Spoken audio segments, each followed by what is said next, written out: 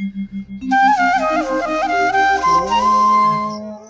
गोलोकनाथं साक्षात् विष्णु सर्वगं कलिजुगे विहरञ्च श्री पद्मवने विराजितं ओं महाब्रह्मं निर्विकल्पं पूर्णानन्दमय हरि सर्वघटे श्री अच्युतं तस्य पदे नमाम्यहं। महापुरुष पंचसखा अच्युत गोसाई लिखिले भविष्यत मालिका। ये जो भविष्यत मालिका है लेखाला कौन ता आज संपूर्ण गोटी गोटी घटबार जाऊँगी। लिखिले भारत में ये प्रकार गोल आरंभ हो कि चीना पाकिस्तान अमेरिका समस्ते मिसिक गोल करेंगे। से समय कौन हम ना महाप्रलय हो जो आज कोरोना कोरोना जो गोटा को आम कोरोना बोलिक माड़ी आसूची ताकू रोग बोलिक भावुचे किंतु सी रोग नुहे से जो महामारी सी है कौन ना चषिबे मशाणी भूई न मानवे किसी चंडी चामड़ा जे घरे घरे जीवे खाई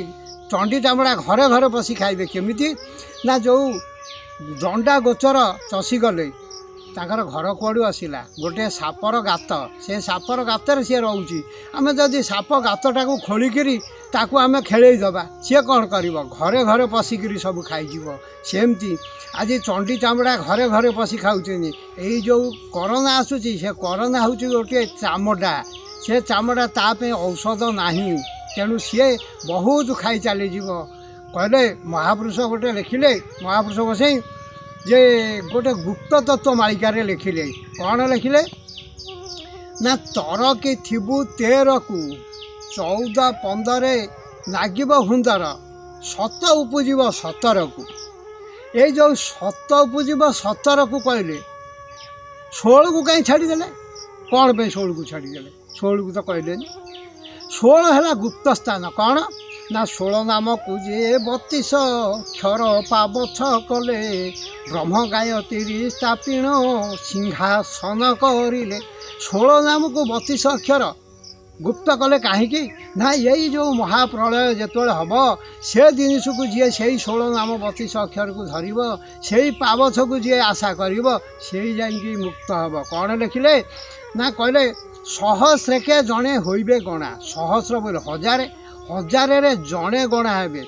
999 ध्वंस हो तेणु कहले 18 19 सरू सरू 21 जा घर करूँ 20 कुआड़े गला 20 को कहीं छाड़देले 20 सब लगिज जोड़ी 20 को कहीं छाड़िले ना 20 बहुत सुंदर लगिज 20 जो लगे महाप्रलय आसब महाप्रलय कौन आसब ना जगन्नाथ कहले महापुरुष को कहले बाबूरे शपथ दिवस बाबू अंधार घोटब कलप बट मोहर उपुड़ीण जीव अरे 7 दिन 7 राति अंधार हो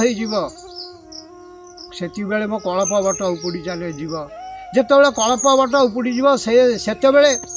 मु श्रीक्षेत्र नथी मु थी कौटी ना कहले जाजनगर ठारे संबल ग्राम जन्म होइबी मुही माता पद्मावती पिता विष्णु दोषा नाम थी बोल भाई मुझे जाजनगर ठारे से थी मु किंतु एठी नथी से महाप्रलय आसीज कौन हम ना सेठी पदे लिखिले कहले भूमिकंप हेब वसुध्या टलिब नरहिब थल कूल ये सुना संसार हेब छार खार भांगी सबू कोठा घर देख जितेबले हनुमान गला लंकापुर सुवर्णमयपुर लंका नथिला सेतबले थिला कौन ना यही छपर घर सब थिला लंकारे जाइक हनुमान पोड़ीदेला जितेबाला पोड़ीदेला रावण महाकोप कला जितेबाला रावण महाकोप कला विश्वकर्मा कौन कले ना सुवर्णमयपुर लंका करदेले कहीं ना दीपटा जितेबाला निभे सेतबले भुसु भुसु होकर से जली उठे से सुवर्णमयपुर करदेले से संपूर्ण ध्वंस हो तेणु आज जो घरे घरे सब कोठा घर हो जाऊँगी भूमिकंप हेले छपर घर भांगी गले तुम रहीज किंतु कोठा घर भांगिले रही पारिब नाही किछि रहिबनी आ कौन कहले कहले जागरे जागरे भारतवासी ठीक मुंड बेल पड़ा आसी निआरू बड़ब खरार ताती नई नाल सुखी फाटिब माटी जितेबले जागी उठ ଯେତେବେଳେ ଦେଖିବ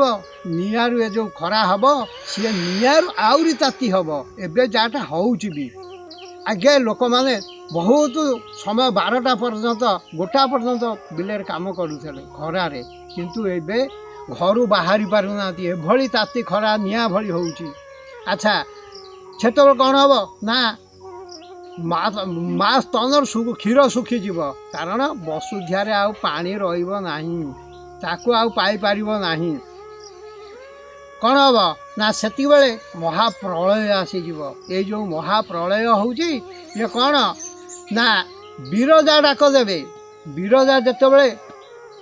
ବିରଜା କ୍ଷେତ୍ରରେ ଏକପାଦ ଭୈରବୀ ଅଛନ୍ତି, ସେଇ ଭୈରବୀ ଯେତେବେଳେ ଚେଇଁ ଉଠିବେ ସେଠି ଗୋଟିଏ ବଡ଼ ପ୍ରମାଣ ଅଛି। ପଶ୍ଚିମ ଦର୍ଜାରେ ସେ ଭୈରବୀ ଅଛନ୍ତି, ପଶ୍ଚିମ ଦର୍ଜା ଆପେ ଆପେ ଫାଟିଯିବ, ଆପେ ଆପେ ଫାଟିଗଲେ ସେ ଭୈରବୀ ସେଇ ବାଟେ ବାହାରିବେ। ସିଏ ଯେତେବେଳେ ମହାପ୍ରଳୟ ହେଇଯିବ, ସିଏ ଯେତେବେଳେ ଡାକ ଦେବେ, ସେ ଡାକ ଯାହା କାନରେ ବାଜିବ ସିଏ ହିଁ ଧ୍ୱଂସ ହେବ। ତେଣୁ ବାରଣା ଚାରଣା ହେଇଯିବେ। ଏ ସମୟ ବର୍ତ୍ତମାନ ବି ଆସିଗଲା। ଠାକୁରଙ୍କୁ ଆରାଧନା କରି ପ୍ରଭୁ ତୁମର ବାନା ଟେକ ରକ୍ଷା କର ଏ ଧରିତ୍ରୀ ପ୍ରଭୁ। ମାତା ଦୁର୍ଗା ଦେବୀ ଦୁର୍ଗତି ନାସିନୀ ଭିନ୍ନ ଭିନ୍ନ ତାଙ୍କ ରୂପ, ସେତେବେଳେ ହସ୍ତେ ଖର୍ପର ଧରିଣ ପାପିଙ୍କି କରିବେ ହତ।